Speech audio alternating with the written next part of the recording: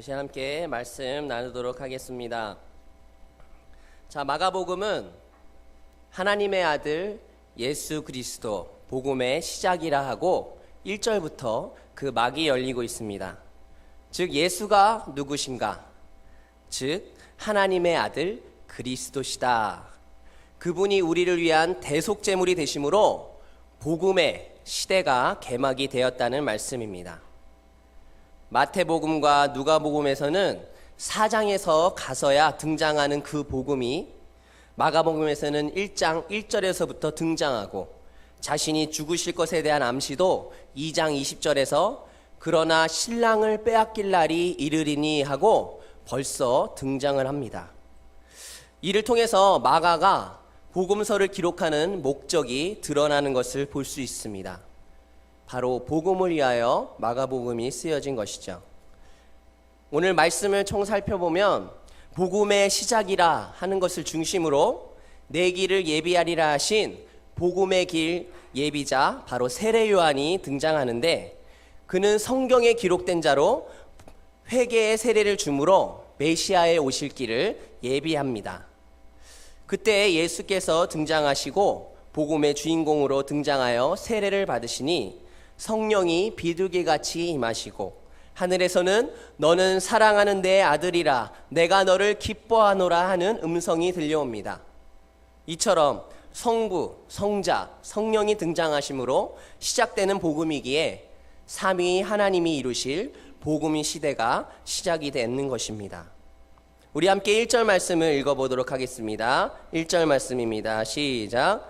하나님의 아들 예수 그리스도의 복음의 시작이라. 1절 말씀은 마가복음의 전체의 명제입니다. 그러니까 마가복음의 전체는 이 1절에 대한 해설이라 해도 아마 과언이 아닐 것입니다.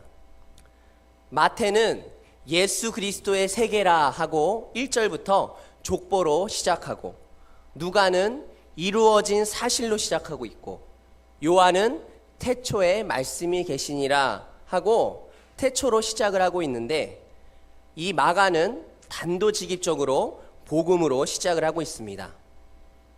즉 예수 그리스도의 복음이란 예수가 전하는 복음이 아니라 예수가 그리스도시요 복음이시다라는 뜻을 가지고 있습니다. 달리 말하면 예수 그리스도가 복음의 주인공이라는 말씀입니다.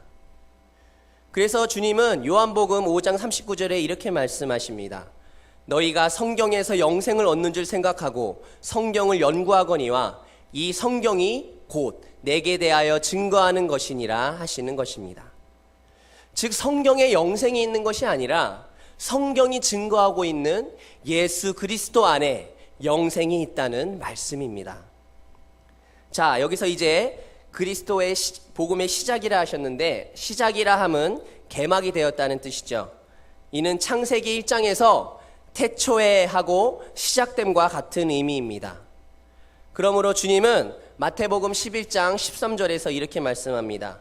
모든 선지자와 및 율법에 예언한 것이 요한까지니 하고 말씀하시므로 요한으로 구약시대가 막을 내리고 그리스도로부터 새로운 시대가 시작되었음을 선언하시고 있는 것입니다. 그러므로 오늘 마가복음의 첫 시작인 예수 그리스도 복음의 시작이라 한 이 선언이 인류 역사를 주전과 주후로 갈라놓았던 것입니다. 여러분 2절부터 8절까지를 보면 주님 오실 길을 예비하는 세례 요한을 볼 수 있습니다. 우리 2절을 같이 한번 읽어보도록 하겠습니다. 2절 말씀입니다. 선지자 이사야의 글에 보라 내가 내 사자를 내 앞에 보내노니 그가 내 길을 예비하리라. 왕의 행차의 길을 예비함같이 그리스도가 오시기 전에 길 예비자가 등장을 합니다. 중요한 점은 이렇게 하시는 것이 성경에 미리 기록된 것과 같이 이루어졌다는 점입니다. 2절에 내가 내 사자를 내 앞에 보내노니 그가 내 길을 예비하리라 하신 것은 바로 구약시대의 말라기 선지자를 통해서 기록해 한 말이었고 3절에 광야에 외치는 자의 소리가 있어 이르되 너희는 주의 길을 예비하라 그의 오실 길을 곧게 하라 하신 그 예언은 이사야 선지자를 통해서 약 700년 전에 기록해 한 말씀인데 그 말씀이 오늘 그대로 성취가 되었다는 것입니다. 정말 하나님의 말씀은 언약의 말씀임을 고백해야 합니다. 자, 그러면 세례 요한은 주님의 오실 길을 어떻게 예비하였을까요? 우리 4절 말씀을 함께 읽겠습니다. 4절 말씀입니다. 세례 요한이 이르러 광야에서 죄 사함을 받게 하는 회개의 세례를 전파하니. 자, 이 4절 안에는 죄 사함과 회개의 세례가 들어있는데 요한이 베푼 것은 무리들에게 죄 사함을 준 것이 아니라 바로 죄 사함을 받게 하기 위한 회개하는 세례를 베풀었던 것입니다. 이 점이 8절 말씀에 나타나는데 8절 말씀을 보면 이렇습니다. 나는 너희에게 물로 세례를 주었거니와 그는 너희에게 성령으로 너희에게 세례를 베푸시리라 합니다. 성령 세례가 죄사함 세례고 요한이 베푼 물 세례는 회개의 세례였던 것입니다. 그리고 성령 세례는 그리스도의 구속으로 말미암아 가능하여지는 것입니다. 자, 세례 요한이 오늘 말씀에서 회개의 세례를 전파하였더니 어떤 일이 일어납니까? 우리 5절 말씀을 다 같이 읽어보겠습니다. 5절 말씀입니다. 온 유대 지방과 예루살렘 사람이 다 나아가 자기 죄를 자복하고 요단강에서 그에게 세례를 받더라. 자, 세례는 본래 이방인들이 유대교로 개종할 때 받는 것인데 유대인들이 이처럼 죄를 자복하고 세례를 받았다는 것은 메시아에 대한 갈망이 얼마나 간절했는가를 말해줍니다. 이들을 향해서 요한은 7절에 이렇게 말씀합니다. 나보다 능력 많으신 이가 내 뒤에 오시나니 나는 굽혀 그의 신발끈을 풀기도 감당하지 못하겠노라 하고 내 뒤에 오시는 이가 있다고 말해주므로 바로 주님의 오실 길을 예비했던 것입니다. 요한이 그분의 신발끈을 풀기도 감당치 못한다는 말은 겸손한 뜻으로 말한 것이 아니라 하나님의 아들 그리스도와 그 길을 예비자로 온 자신과의 본질적인 차이를 나타내고 있는 것입니다. 이것이 바로 길 예비자의 사명이었던 것입니다. 그래서 세례 요한은 주님 오실 길을 예비하였습니다. 화평의 성도 여러분, 세례 요한은 예수 그리스도의 오실 길을 예비한 길 예비자였습니다. 그렇다면 우리도 예수 그리스도를 믿는 자들로서 다시 오실 예수 그리스도의 길을 예비하는 자들이 되어야 하지 않겠습니까? 우리가 다시 오실 예수 그리스도의 길을 무엇으로 예비할까요? 그것은 바로 잃어버린 영혼들에게 복음을 외침으로 그들을 구원의 길로 인도하는 것입니다. 죽어가는 영혼들이 새 생명을 얻을 수 있도록 복음을 전하는 것입니다. 그날에는 예수님이 오실 그날에는 우리뿐만 아니라 우리를 통해 복음으로 구원받은 많은 성도들과 함께 이 땅에 다시 오실 예수 그리스도를 맞이하는 감격을 맛보기를 원합니다. 오늘 9절에서 11절에는 삼위 하나님의 사역에 대해 한 말씀입니다. 우리 9절 말씀을 함께 읽어보도록 하겠습니다. 9절입니다.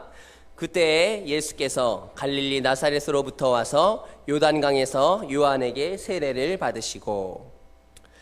오늘 말씀에서 놀라운 사실은 하나님의 아들 그리스도께서 요한에게 세례를 받으셨다는 사실입니다.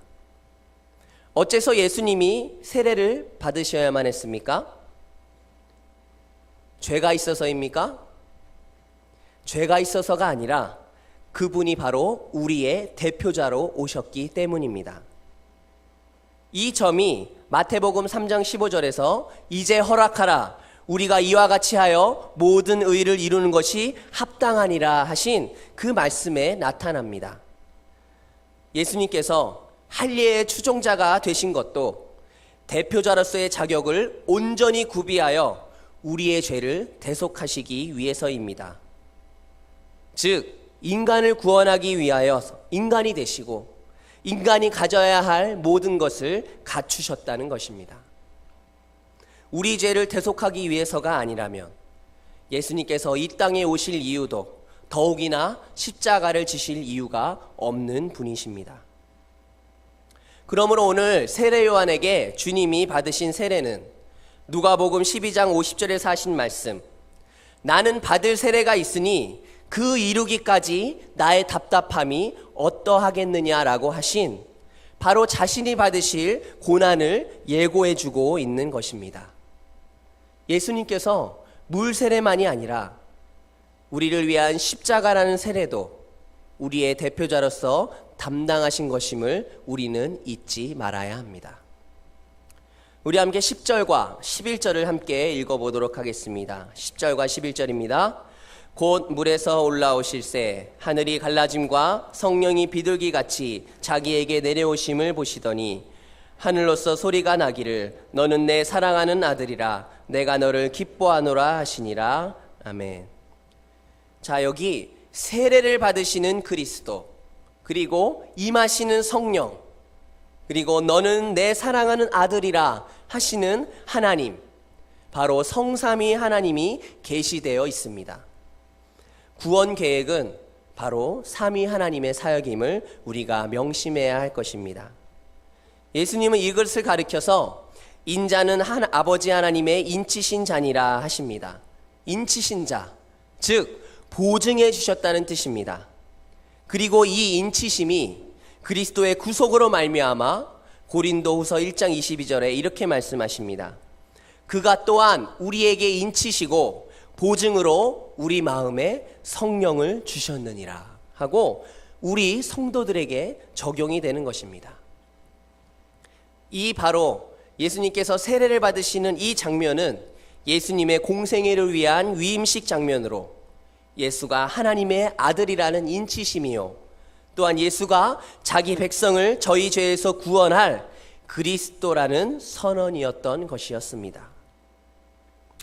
화평의 성도 여러분, 예수 그리스도를 통하여 복음은 시작되었습니다. 그렇다면 이 복음이 우리에게 어떤 것인지, 이 복음으로 우리가 무엇을 해야 하는지 알아야 하지 않겠습니까? 다 함께 로마서 1장 17절을 찾아서 함께 읽어보도록 하겠습니다. 로마서 1장 17절 말씀입니다. 로마서 1장 17절을 우리 같이 한번 읽어보겠습니다. 복음에는 하나님의 의가 나타나서 믿음으로 믿음에 이르게 하나니 기록된 바 오직 의인은 믿음으로 말미암아 살리라 함과 같으니라. 아멘. 여기 말씀에서 복음에는 뭐가 나타났다고 말씀하고 있습니까? 그렇습니다. 하나님의 의가 나타났다라고 말씀하십니다. 그런데 복음에 왜 하나님의 의가 나타나야 한 것일까요? 죄로 말미암아 하나님 존전에서 추방을 당한 아담의 후예들, 즉 우리들에게는 두 가지 풀어야 할 숙제를 안고 있습니다. 첫째는 먹는 날에는 정령 죽으리라 하신 사망의 문제요. 두 번째는 내가 벗었으므로 두려워하여 숨었나이다 한 벌거벗음입니다. 그런데 로마서 1장 17절에는 복음에는 하나님의 의가 나타나서 이것은 즉 벌거벗은 수치를 가려주시기 위해서 하나님의 의가 나타났다는 것과 오직 의인은 믿음으로 말미암아 살리라 하고 우리에게 사는 길이 있다고 두 가지 숙제에 대한 해답을 제공해 주고 있는 것입니다. 벌거벗음부터 생각해 보면 벌거벗었다라는 의미는 하나님 앞에 우리가 죄인의 상태를 나타내는 상징적인 표현입니다. 그러니까 벌거벗은 몸으로는 하나님 앞에 설 수가 없다는 것입니다.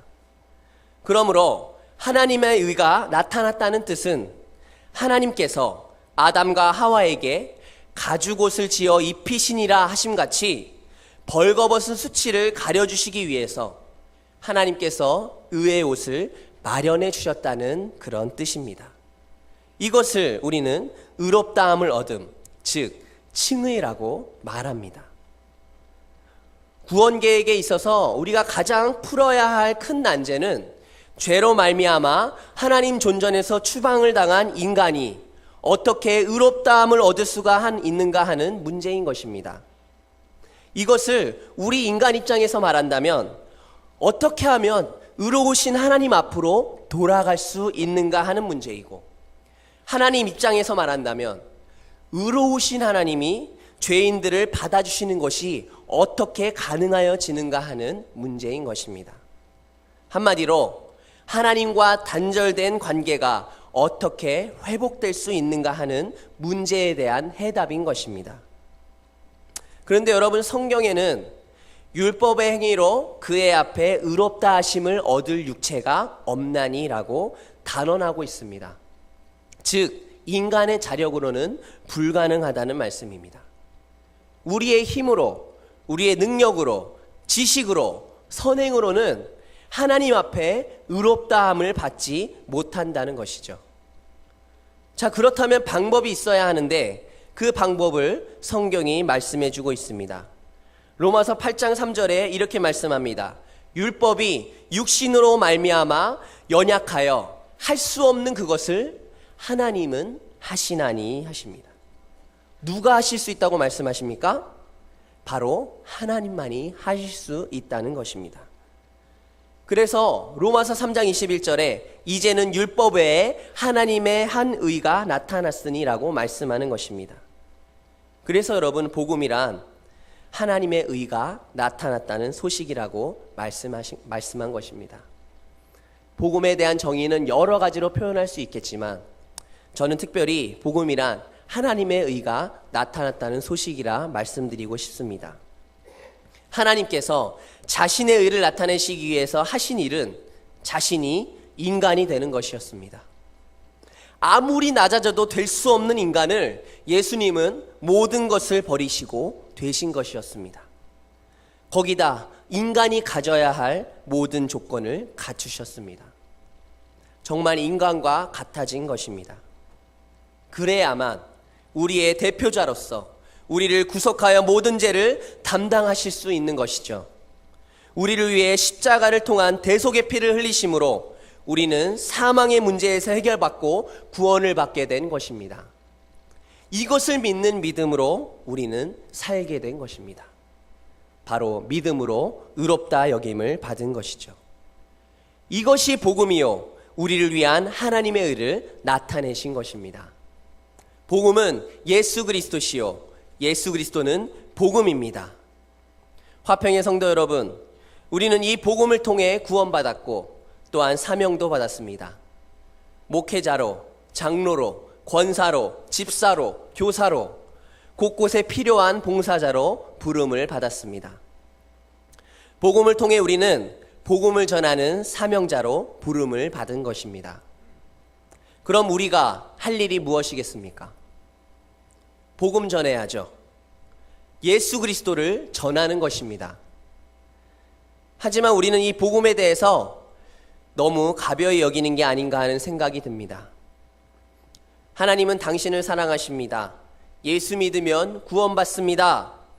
이 외침 속에 하나님의 사랑이 진정으로 무엇인지, 믿음으로 구원을 받는 것이 무엇인지 마음속에 절절히 느끼면서 우리가 복음을 전하고 있는지 우리 한번 생각해 봐야 됩니다.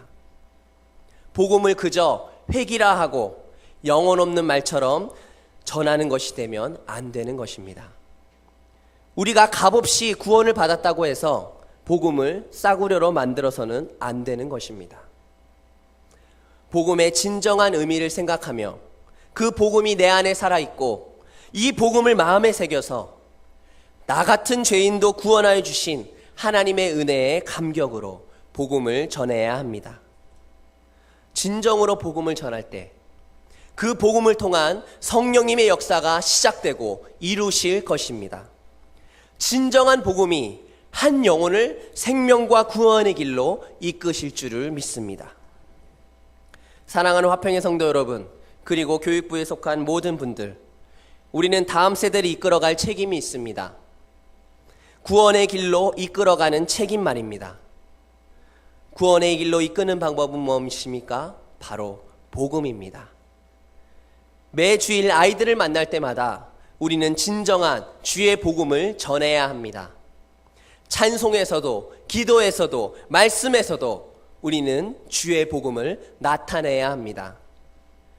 복음이 우리 아이들에게 있느냐 없느냐에 따라 사느냐 죽느냐가 갈리는 건 아니겠습니까? 우리도 마찬가지죠. 이 복음이 우리의 목숨과 연결되어 있는 것입니다. 그렇다면 우리 아이들에게 어떻게 해야겠습니까? 우리는 목숨 걸고 복음을 전해야 하는 것이죠. 이 일이 생과 사를 다투는 일이 되기 때문입니다. 우리는 이제 여름 사역을 앞두고 있습니다. 여름 성경학교와 수련회를 준비하고 있습니다. 모든 교사와 임원들이 기도로 준비하며 강습회와 프로그램을 준비하고 있습니다. 이번 여름 사역을 준비하며 우리가 마음에 결단을 했으면 좋겠습니다. 이번 여름 사역을 통해 한 영혼이라도 인격적으로 예수 그리스도를 만나는 시간을 준비해 보겠다. 한 영혼이라도 변화받는 은혜의 시간을 만들어 보겠다. 이 마음으로 모두가 하나님의 은혜를 간구하며 기도와 헌신으로 여름 사역을 준비하는 여기 계신 모든 성도님들과 교사들이 되기를 간절히 소망합니다. 이 마음이, 우리의 이 마음이 하나님께 전달될 때에 한 영혼을 천하보다도 귀하게 여기시는 주님께서 성경학교와 수련회 가운데에 하나님의 은혜를 베풀어 주실 줄 믿습니다. 복음이신 예수 그리스도께서 우리 아이들 마음 가운데 복음으로 임하여 주실 것입니다. 함께 기도하겠습니다. 아버지 감사합니다. 예수 그리스도가 바로 복음의 시작이요, 바로 복음은 예수 그리스도라는 우리의 말씀을 마음에 새기며 이 복음을 통하여 구원받은 우리가 진정 우리의 다음 세대인 우리 귀한 어린 영혼들에게 진정으로 주의 복음을 전할 수 있는 우리가 되게 하여 주시옵소서. 이 복음으로 죽음과 삶의 갈림길에 놓인 이 어린 영혼들에게 진정 주의 복음을 전하여서 온전한 주의 길로, 삶의 길로, 영생의 길로 인도하는 우리 모든 성도님들과 교사들 될 수 있도록 인도하여 주시옵소서. 감사드리오며 예수 그리스도의 이름으로 기도드립니다. 아멘.